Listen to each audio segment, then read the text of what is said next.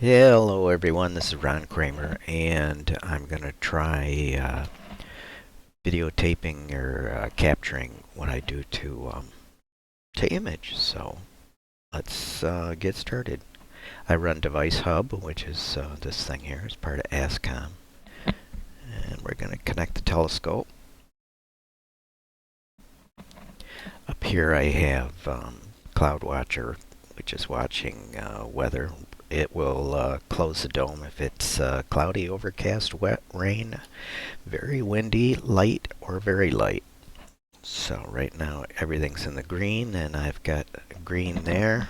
And if anything turns red, if any of these conditions become unsafe or true, it will turn red and the dome will close. Let's hope not. There are some clouds in the area, but they are... see if I can find them here. They're dissipating just as they come across the lake. I'm just right about here. So as they're coming across the lake, they are falling apart. So I think we'll be all right. What we're going to first do is go out here and turn the mount on. My dome's about 100 yards out front, so I don't like to go out there. And I just turned on the cameras, accessories. I am going to turn off the fan that I leave running for condensation. So we have the PC on, the mount, the accessories. We don't need a monitor unless I'm out there. Dome control is on. We don't need lights or heaters, so we are ready to go there. And we looked at the radar already. And then I have another little cloud watcher here that I usually leave running when it's all green. Everything's good. Our clouds are, this is where it will close the dome right here on this red line. And where it was cloudy pretty much all day, and it just went down into the nice green here. We even had snow this morning, so that I will put on my right monitor so I can keep an eye on that. I don't like rain sneaking up on me. And then, let's see, everything's powered up. I am going to power up the dome. We will connect to that. And because I powered up the mount before it was powered up, I tried to connect. I have an error there, so let me see if I can clear it and make that happen properly. Let's disconnect the scope. You have to do everything in order, it just doesn't work. Actually, oops. Reconnect. And I am going to, I park it in a down position, as you can see here in the lower left corner, because I don't put a lens cap on it. So I am going to straighten out its crazy park position by doing a park 3.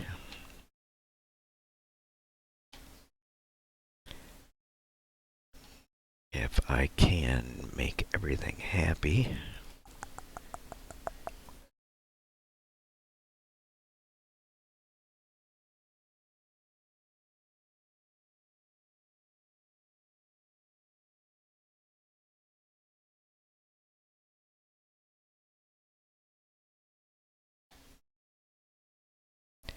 Com8.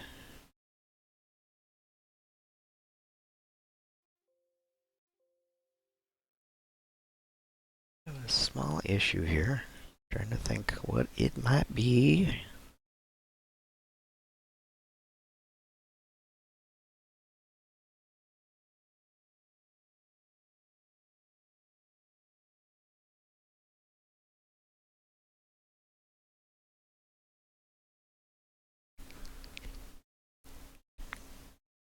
There we go. Now I'm going to park 3, which will just straighten it up. Here it comes. And as long as we're waiting, let's open the shutter on the dome too, as we'll get 2 things done at once.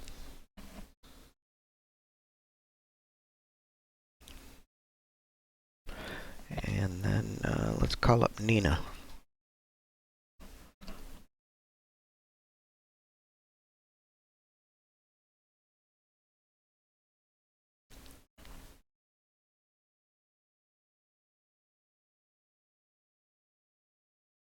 I'm going to slave the dome to the scope. Do a quick check here and make sure everything's right. Looks good. Scope tracking. Let's hit this button down here that will connect all devices. And get a bunch of blue things down here in the lower right, which is good. Red things are not good.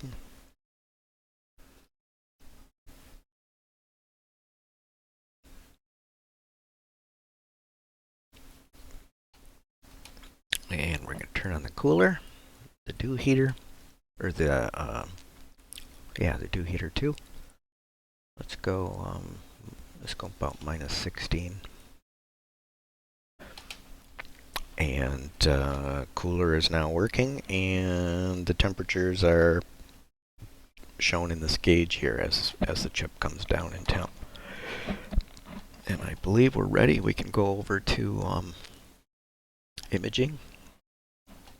And let's do just a quick test here. Don't need to save it. We're going to shoot a quick exposure. If you watch down in the lower right, it'll tell you what's going on. It says imaging, exposing, and it's a countdown of 6 to 8, 7 to 8, 8 to 8. It will then debayer and then stretch. And there it is. And we're aiming at the North Star, so that's this guy here. And if I'm in focus, we can see it's a binary, so you can see this little one here. It's not really in focus because it's not very clear, not very well defined. So let's run a quick autofocus here. I'm going to do start, and half flux radius was 469, which is not real good, so we'll see. Exposing, stretching, exposing. You can watch down the lower left to see what's going on.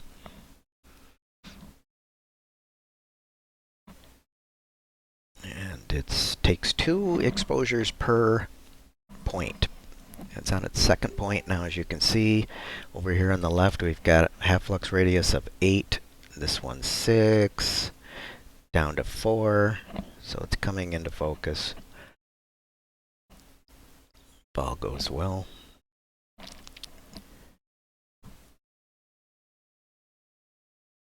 These are our focus steps. I've got 150 for each step. It's coming down from half flux radius of 5. That looks like that's 4. That's 3. That's 2. Should be a hair under 2 right now. And it's going to start going past prime focus.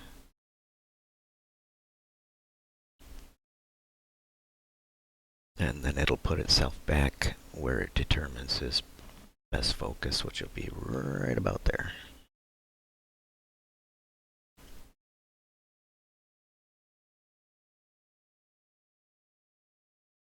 And then hopefully we'll see the North Star in a binary situation instead of this single.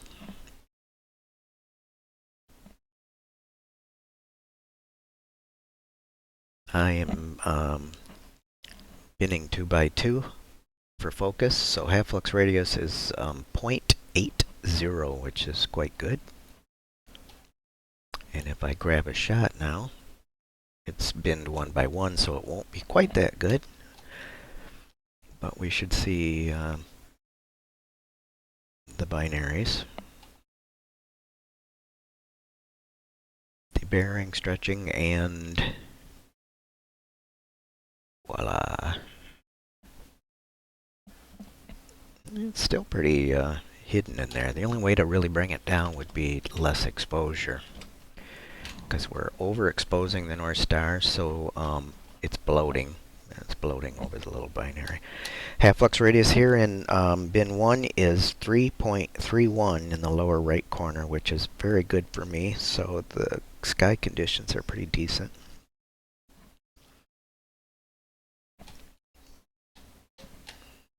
And then what I was going to do is show how this works with stellarium.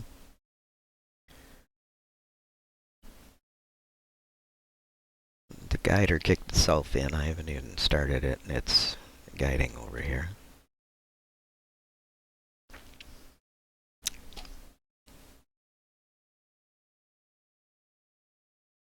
Whoops, I think I might have ran stellarium twice. I often click things too many times, and then it acts strange because I tell stellarium to get coordinates, and it doesn't because it's looking at the second copy. So let me see if I can stop that if I did run two. Yeah, there's two. Kill that one. Okay, so now we got it. And because they're interfaced, the scope is marked in stellarium right here. If I zoom in, we can see it's aiming at. I'm going to turn on the camera so we can see the field of view. And where'd North Star go? There he is. So that's where we're aiming right now. That's where the scope is, and then we put the field of view around it. So that's the little binary we were looking at. And I thought maybe I'd do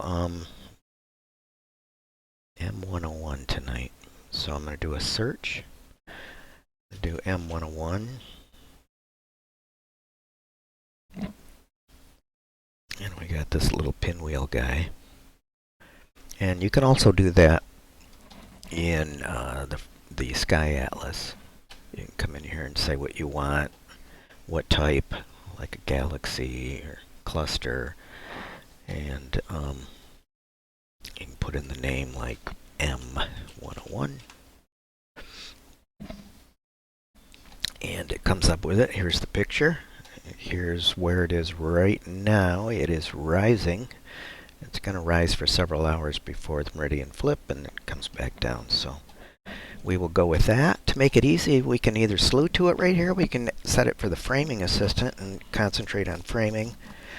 Or we can just figure it's going to go in the center, which is good. And I can say set this as a sequence target. So I'm going to do that. It just copied M101 and the coordinates into the sequence. It then says start guiding and slew to target and center on target. And I think, yeah, let's do that. For focus, we're going to do, let's do one more focus on start. And it'll also focus every half flux radius 5% change. So when it's off 5%, it will refocus on its own. Let's see here. Let's do 200, 250, 90 seconds. Yeah. Light, filters, no filter. One be named dither on. Dither every 8. Let's do a gain of 100 for unity and 38 for an offset. And we should be ready to go if the camera is down to temp. So I'm going to click go. And the scope is moving. And if we watch it on stellarium here, you will see the scope come over. And there it is. And you can see it's right on it. It's a little off. It did its best, but that's why we plate solve. It will center itself even better. So we're going to go back out here. It's plate solving right now to see where it's aiming.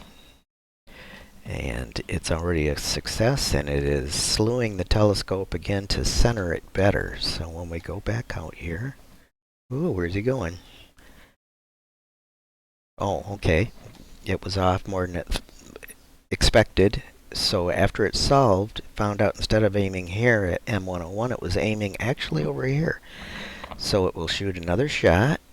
It will solve and find out that it is now here instead of on M101, and it will slew itself back accurately. And there we go. And it may shoot another shot. It says it's exposing down here. It's going to see if it's close enough.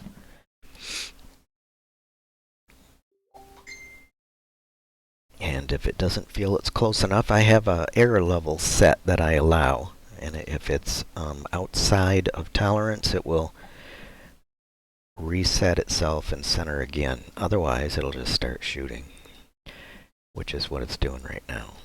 So let's go back out and see what we're looking at here. It is now starting it. It's going to focus because I told it to focus upon first start. And let's go look at what it's doing here at the imaging tab. Here's our focus. This is half flux radius 10. This is 9, 8, 7.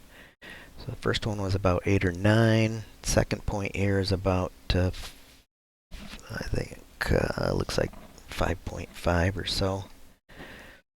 And it's going to run through the gambit here real quick. As I've said on the group, if you want it to be a V, just stretch it taller. And it'll be a nice V. Otherwise, it'll be a nice U. And they're both fine. Skinny V.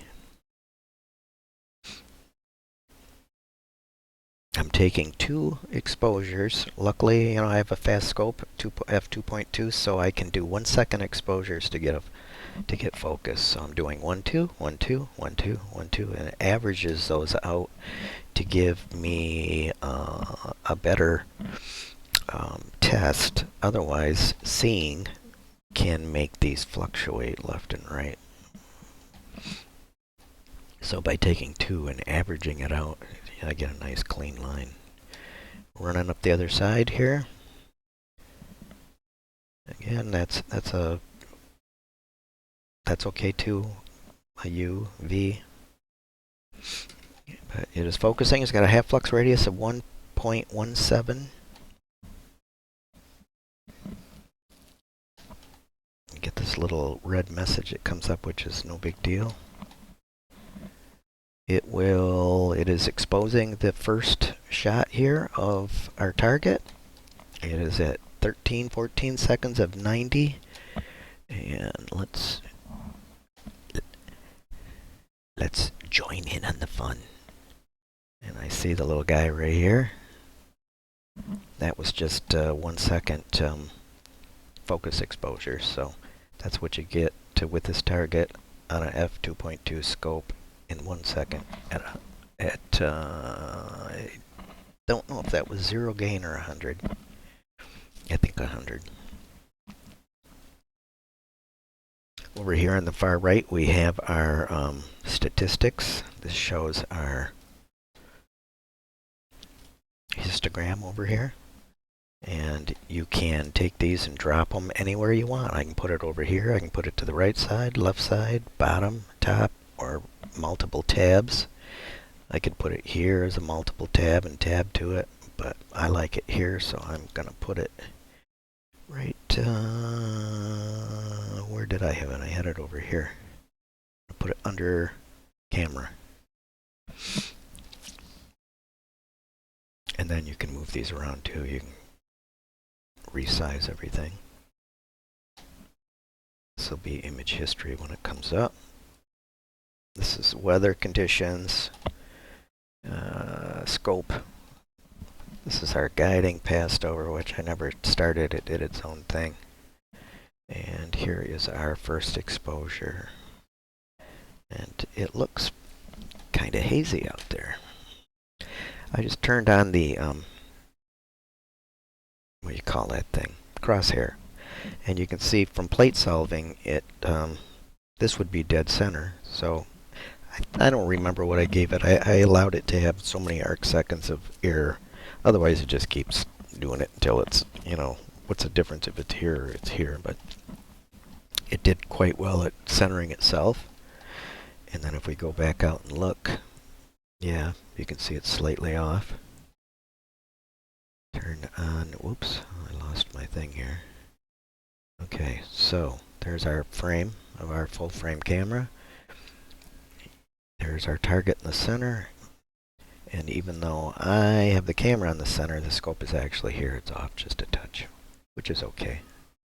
I could force it over if I wanted to, but why?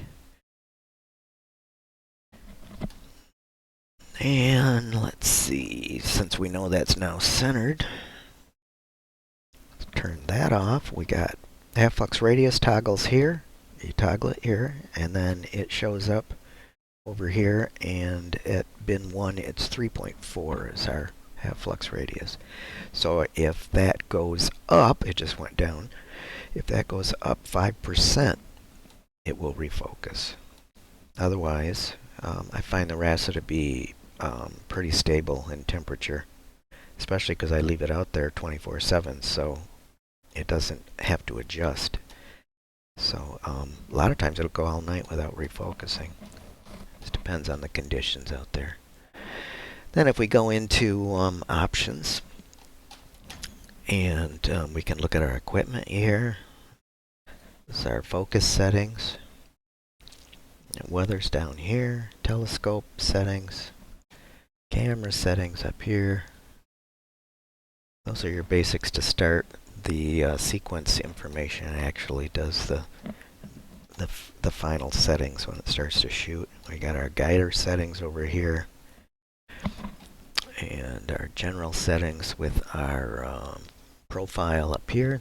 There's a little check next to the one I'm using, which is the Celestron 11 with an 094 camera. And over here is a repository for my images for the Sky Atlas. This is the picture here. If I want to say all galaxies, I can take that name out and just click galaxies and hit search, and they will all come up with images, and then you can scroll through and say, what one do I want to do tonight? And it shows you over here who's up high and who's down, who's not going to show up at all, right here. And you can pick your targets. You can set up multiple targets. I also like that it shows the moon over here. You can see that we're going to have a half moon, but it won't rise until 13:10. Now that doesn't seem right. Oh, that's moon set. Moonrise at 4:28 a.m. So we don't have any issue with that till it's probably just about done shooting its sequence. And you can go into framing, and we can say, by clicking here, it will go out to Stellarium and get the coordinates and the name, which it just did. And it's showing my framing here. This is my frame. These are all the other little galaxies and tidbits that are around it that we're going to pick up incidentally. And the pinwheel galaxy, and then some of the NGCs and items that are in the galaxy, probably nebula spots. Let's see, here's our camera settings. You can slew and add it to the sequence from here as well. If you want to see it in a picture form, you can go up here and change it to NASA Sky Survey and tell it to load the image, and it will go to the NASA site and put the image in here. I don't do that often because I use the image in Stellarium. And but if you've got your rotator, I don't have a rotator on this scope. You can then frame your, for nebulas and things, you can rotate your framing if you see it in here. So, but as you can see, it's pretty slow. Still trying to load it.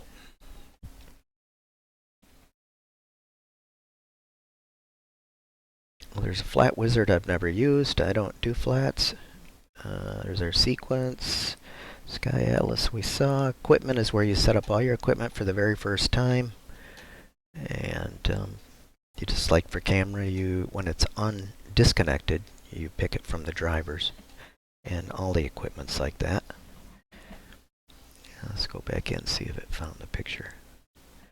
Framing wizard, and there it is. And that's what the framing and the shot will look like. And these are all the other little tidbits that are going to be in here, which you might really like to look at later. But otherwise, there's our target. So it's framed. And then we're going to go back out and take a look here at what we got.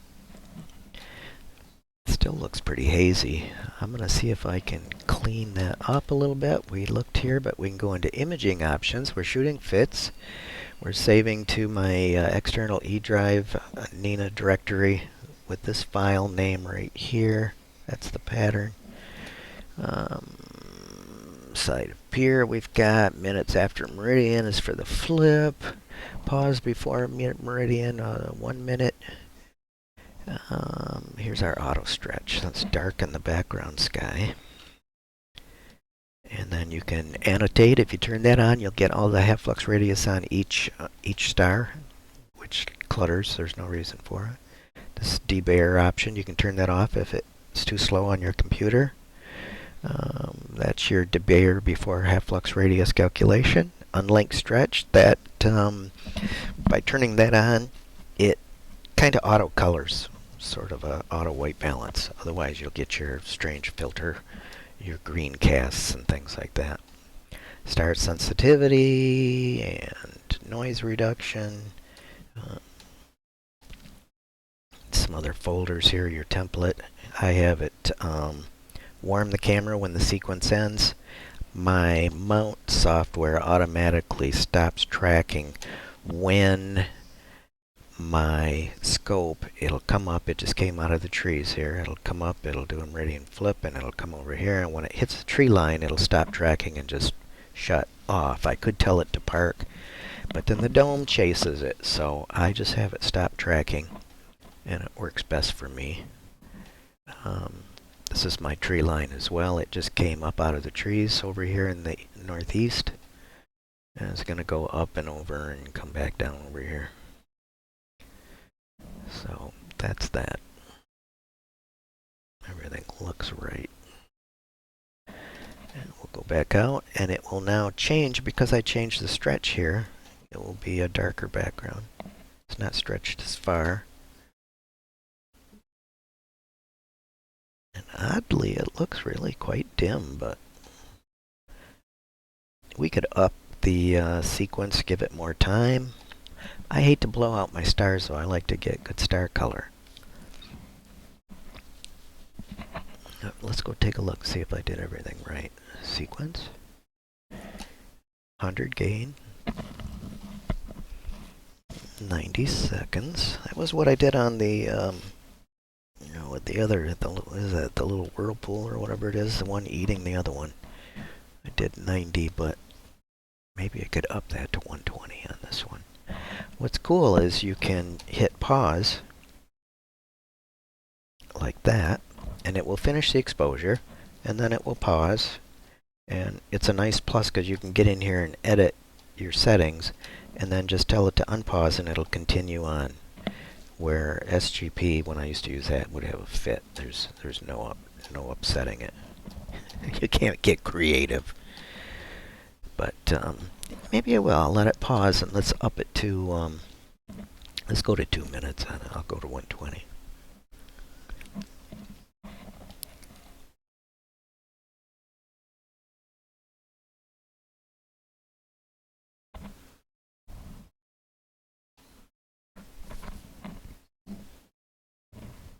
And the other thing that's cool here is it'll give you your time. It'll say it's starting at 21:34. 9:34, and then it's going to run until 3:41, or is that would be your, no, that's your amount of time, hours. It's going to run for 3 hours and 41 minutes, I think. No, this is duration. It's going to go from here to 3:42 a.m., and the duration will be 6 hours. And that's shooting 250 shots. It is now paused. As you can see down here, it says paused, and it'll let me edit. And what's cool is when we change our time here from 90 to 120, it was going to be 6 hours to shoot it, and it is now going to be 8 hours to shoot it, and it'll be done at 5:43, which is still dark here. So I'm going to go start.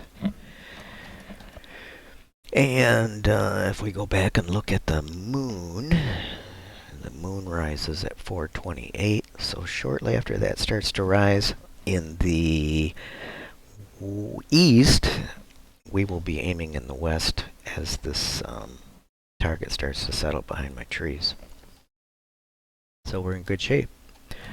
So as far as the rest of the night goes, if I have my... see if I can do this without getting rid of the wrong thing. As long as I have this running, and I can go to bed now and feel totally safe. Because if anything starts to happen, if a cloud comes in, a lot of times I'll turn off cloudy even. Let's go to the graphs and look at clouds. I can make it so that it closes the dome in the yellow or it closes the dome in the red. And since it's clear in the green, I am going to make it close cloudy or overcast, which it is. If there's any drops of water, it will close, even if my sprinklers go off. If the wind gets very windy, it'll close, but windy is fine. And then if the sun starts to come up, it'll close as well. So, and as long as that's running, everything's good. Everything's great there. We can watch this as it tracks, but I tend to like to turn off the IR light because it can reflect off the dome and I can get a bit of flare in there. So what I do is I go IR lights, manual, and I turn them off. The only thing that worries me is if there's a raccoon or something that's trying to get in the slit, I won't see it. And I can also I can turn on sound so I can hear it move, and if there's a critter thumping around in there, I can turn on the light and run out there and chase them out. Okay, back to N.I.N.A. I think it did a 1/22nd exposure, and it still doesn't look like it's outstanding, but hey, we're gonna stack, right? I like where the I like the exposure here. If you give it more time, all of this histogram data is going to shift to the right into grays instead of blacks, and that means that you're overexposing your backgrounds. And it's best to have it very far left, but not touching that left side, the left line here of the graph space. Like if this peak was here, it'd be a little underexposed. You want to give it more time. But we got this nice space all the way down. So that means our blackest blacks are not blocked up or clipped, as some people say. So I like that exposure. I'm going to go with it. So we'll throw this back.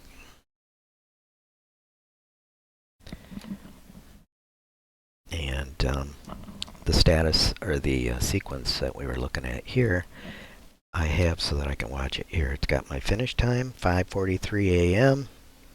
Estimated time for this target. Exposure, binning, gain. Down here in the lower left, it's exposing. It's almost done with another 120-second exposure. Let's watch it. 2 seconds. It is debaying the image. That means it's making it in color, it's stretching it, and it will appear. A lot of times I can't tell the difference when it comes up. That's what good guiding does, I guess. I didn't see it change.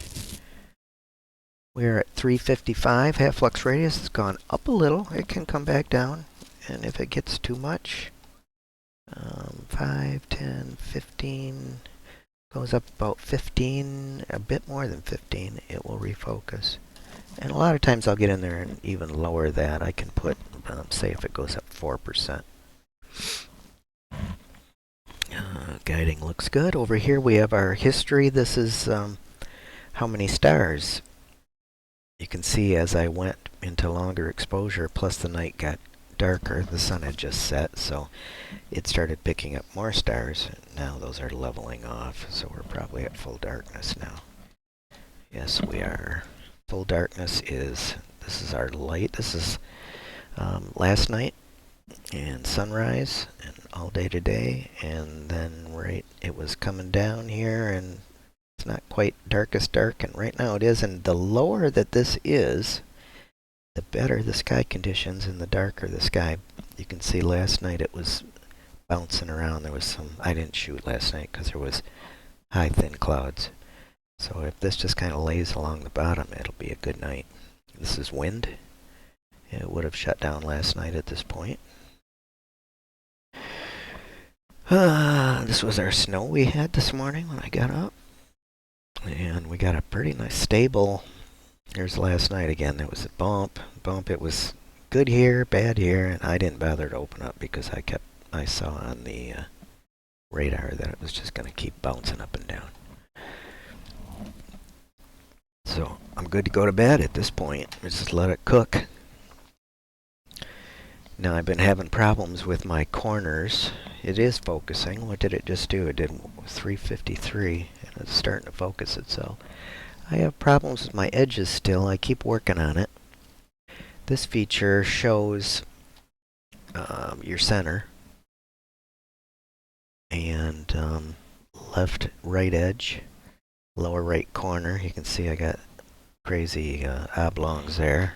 I got nasty oblongs here, kind of oblongs here, and oblongs there. So I've been fighting with that. I've got some tilt, and I gotta play with the tilt adapter, but it's cold out there, so I'll wait till it warms up, then I'll sit in the dome and play with the tilt adapter plate on the camera. See if I can't flatten everything out.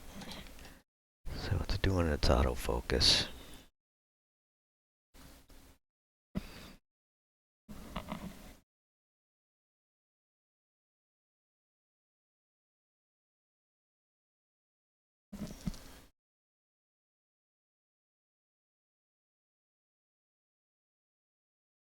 I love the speed of it. And if I change it from 2 shots per point to 1 shot per point, it takes half this amount of time. It's pretty sweet, but I like it to make sure it's accurate. Good clean points.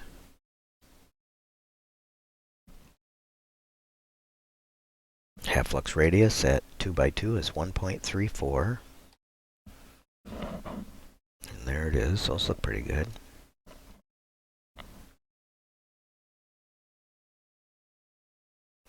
This will go away on its own. I've got that set for, I don't know, 5 seconds or something.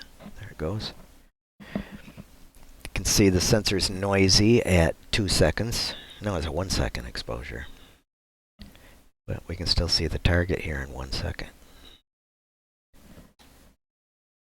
So right now it's back in 1x1 binning, and it's got about another 100 seconds to go. This is our autofocus, the Greenline. And you can see it lifted up just a little there. And that's why it kicked in and focused again. So this next one that's coming in will probably be a little lower. And this is the amount of stars found, which is, it went down a little bit in this last one because it was out of focus. So this doesn't run on too long. I'll end it fairly quick, but let's wait till this next shot comes in. There's my wind speed. It's 11 mile an hour out there. It's still pretty windy. It's been really windy last few days. Dew point, humidity, temperature is about freezing Fahrenheit, 29. Wind direction, cloud cover's 20%. Because I've got these crazy clouds coming in. I had a feeling it would stay clear. I'm about right there. You can see just as I get in here, they disappear. All of these are disappearing. See how it's really spotty way out here? Look at them. So none of them make it in. It'll be clear all night, I bet. So I'll probably let it run. Yeah, this won't make it up. So I'll let it run all night. I'll have the shot to show tomorrow. So let's get rid of that. This was our next shot. We're back into, got our new focus, and we are at 3.5. Didn't get much better.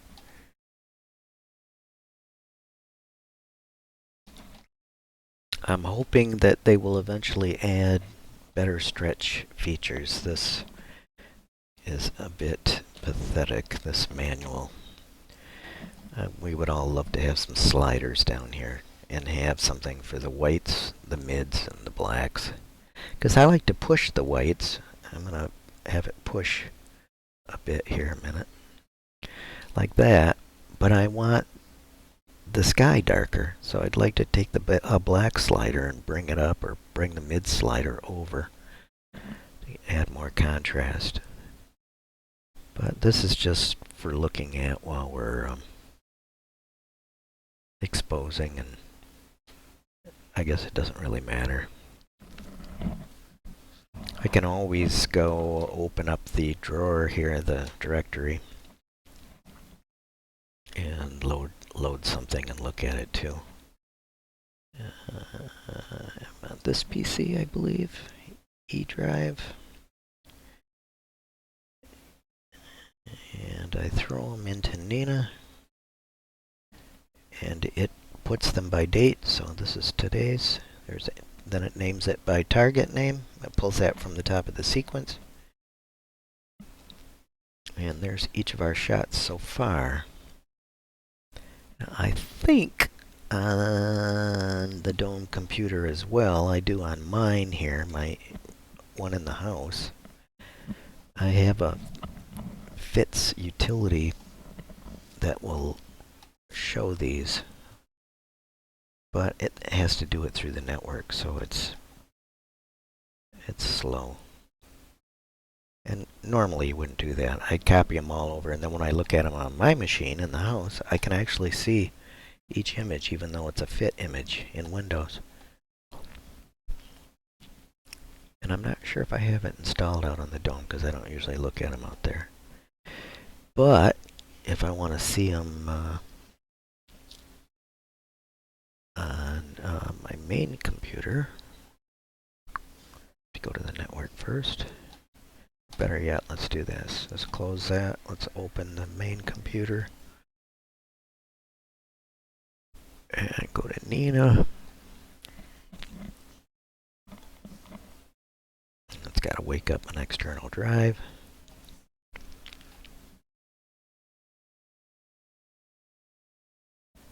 And then there's our last project a couple days ago.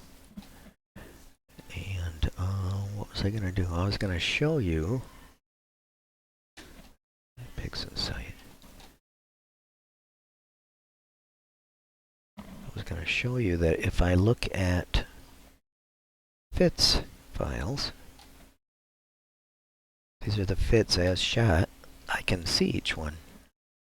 I can click one and it'll appear over here. Really is nice. I think that was about a $35 utility. But look at how nice it is. You can see if you want to dump something. Or a lot of times I'll shoot several targets in a night and I can see where it changes and group select them and move them. But all of these Fitz will appear. And because of the file name structure I have in N.I.N.A, each one starts with its half-flux radius, so I know my best image is at the top. 3.4 was my best. And my worst was 3.76.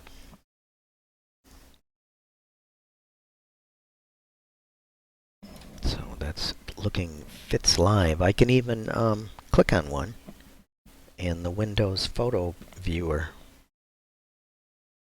will display a Fitz. Isn't that sweet?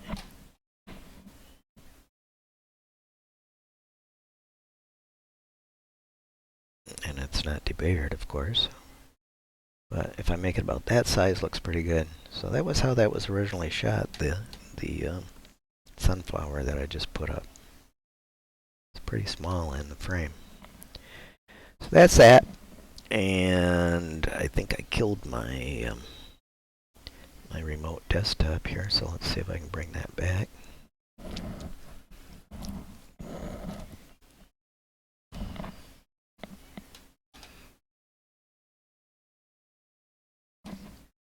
We want to go to View, Optimal Quality, so we don't see all that banding. And there's our latest. Half flux radius are going to turn on.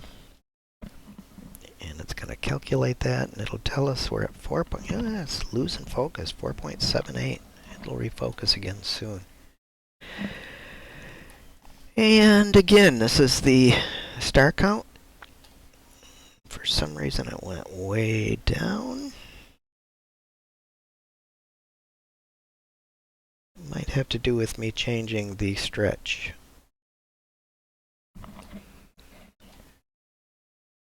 Focus looks good. Focus there. I'm trying to think if there's anything else to show.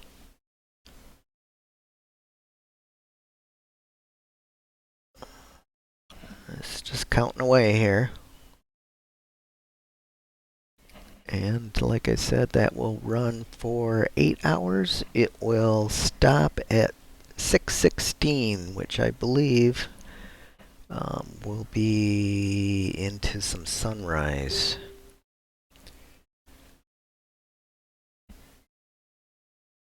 Dawn, 5:15 is when the dome will close. So if it runs past 5:15, it says 6:16. So what I will do is I will hit pause, and I'll take some of the count out of here since I went to longer exposure. Instead of running 250, I'll knock it down to, I'll put 200 in there, 50 less, and I'll look at the time it's going to finish, and I'd like it to finish before 5:15. So I will let this video record until we can do that.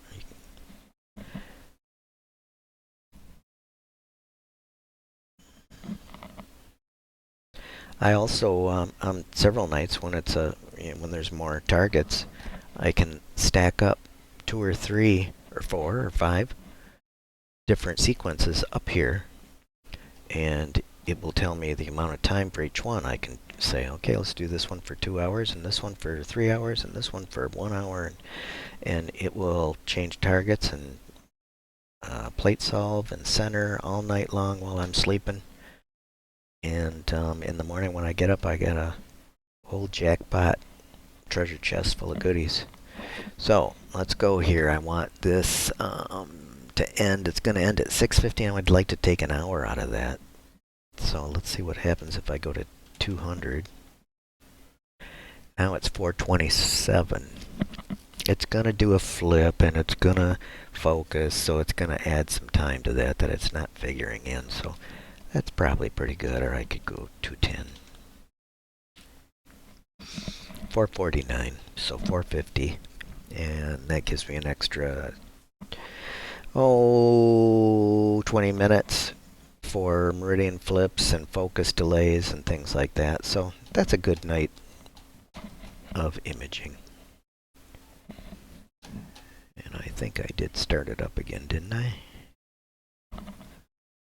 Nope, it's paused. So I'm going to hit that, start it.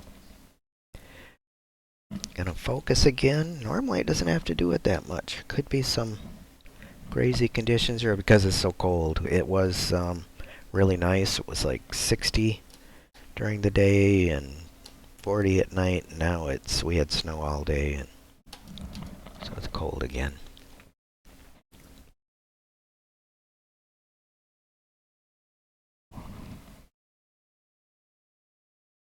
Just for grins, let's check things out here.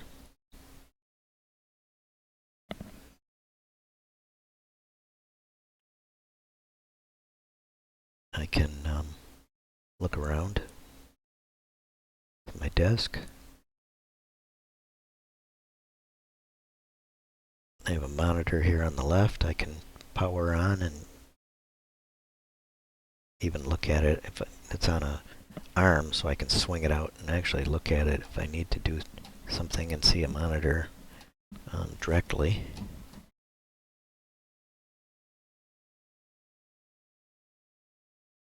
It's my chair, which gets little use. I don't sit out there maybe twice a year. If there's any movement, it kicks in and records by itself, which is what's going on right now. So if a raccoon does get in, or someone stops in to borrow my scope unauthorized, we got him on film, and I got a lot of other cameras out there and lights that light up too, so pretty safe.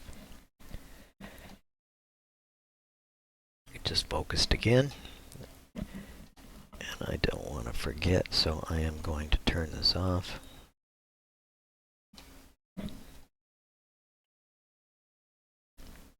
Half-lux radius 136, I think that's a bit better than it was. And it'll go into the long exposure again, and then we will see up here the half-lux radius after this refocus.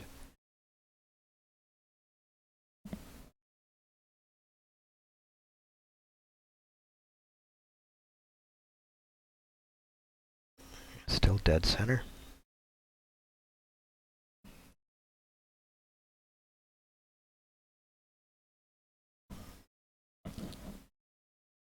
Oh, I see what happened here with this big crash where it came down. That's where I paused the sequence, and it doesn't add to the history if you're not running the sequence. So now we're running it again. We're at 60 seconds, so halfway through this exposure. By rolling my mouse button, my middle wheel, I can zoom in and out. You can also do it here. Zoom in and out. You can change the size. If you wanted to, you can drag the entire image here out and drop it on top and fill the entire screen with it. I have not tried it, but I wonder if I were to take that. No, it would not. I was going to say if I could take that out and drop that on my other monitor, but it's limited to TeamViewer. So I would have to make TeamViewer expand to both of my monitors. Really, I don't sit and watch anyway. I go watch TV and then go to bed, and it's nothing to watch, nothing to see here. Move along. We are debaying, stretching. Then we'll get a good half-lux radius from the refocus. 355. 350 tends to be about its best. And we can also move it here this way. I think I can grab it and drag. Yeah. So that will be about it. If we're just doing focusing up here, testing, you can hit this and it'll save. If you're not running a sequence, that will just keep saving. A lot of times I'll hunt and peck and just zoom around all night and just keep shooting and saving, and I'll have a collection of what I call drive-by shootings the next day. But we don't want to save any. This is if you want to do like a live view, and it'll be as live as your sensor allows. My files are 71 megabytes each, so there is no 30 frames per second from this camera.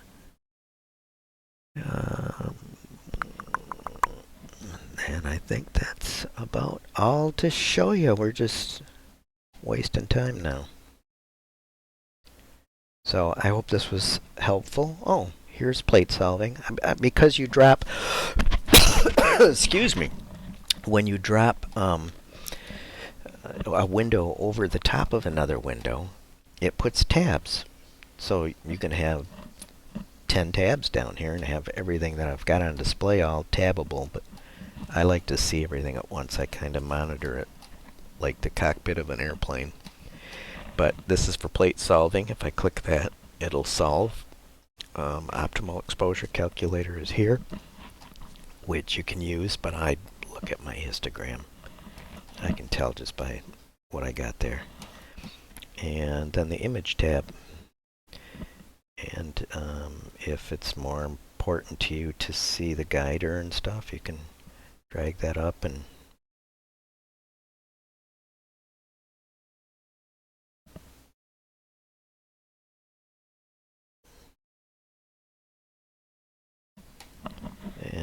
that's it. We have how many shots? 19 shots of 210 for the night. And if all goes well, I will be able to share this tomorrow, hopefully with a video. So that's it. Oh, quickie thing here. When you set up your colors and your options in general, you can have your main scheme and an alternate scheme. And sometimes it just gets tiring on your eyes to look at the same thing. You can hit this little icon right here, and it'll instantly do the alternate colors. It just gives you a break, or if you like them both, you can switch back and forth. That's a little help file. The rest of this just toggles off windows and options, same here. But otherwise, I think that's pretty much what I do all night. Thanks for watching. Hope it helped.